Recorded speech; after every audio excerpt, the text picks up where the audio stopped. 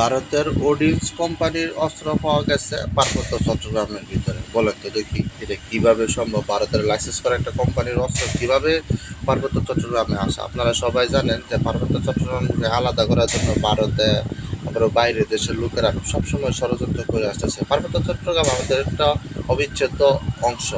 আর সবসময় দেখি ভারতে থেকে আপনার গাঁজা, মদ, ইয়াবা, ফেনসিডিল বিভিন্ন প্রকার নেশা জাতীয় দ্রব্য সবসময় ভারত থেকে বাংলাদেশে আসে, এই অস্ত্র আসে।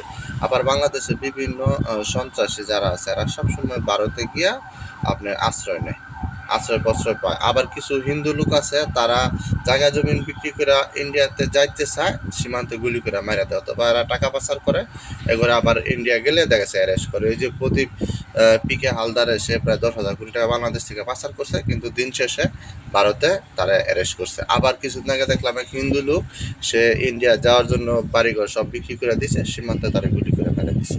এই হলো ইন্ডিয়ানদের চরিত্র। বাংলাদেশের আসলে তারা একমাত্র শত্রু। পথে ঘাটে যে কোনোভাবে দেখবেন শত্রু। আর বাংলাদেশে কিছু ভারতের দালাল আছে, বাসারা সামসা, সাংবাদিক জার্নালিস্ট আছে, টকশো ব্যতীত আছে, ওরা ভারতের জন্য কান্দা কাটটা শেষ। সবসময় বাংলাদেশের শত্রুদের সাথে তারা সম্পর্ক রাখে। এই যে ভারতে, ভারত থেকে আবার দেখবেন এই যে পেট্রোল এটা সেটা অকটেন এগুলো ভারত থেকে আনবো, বহির্বিশ্ব থেকে অন্য দেশ থেকে আনবো না, ভারতের কাছ থেকে আনবো। বাংলাদেশের রাজনীতিবিদদের ভারতের কাছে এত ঋণী, ভারতের জন্য এত তাদের শরীর জ্বলে।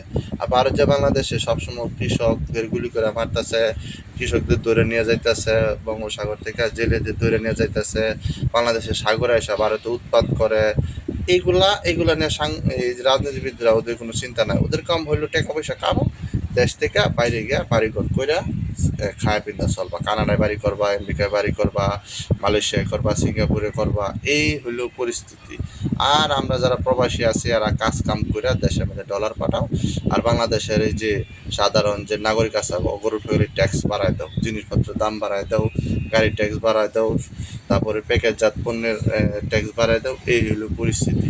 এই যে ভারতীয় অস্ত্র যে বাংলাদেশে আছে এটা নিয়ে কোনো রাজনীতিবিদরা কোনো বক্তব্য দেয় না, বুঝছেন?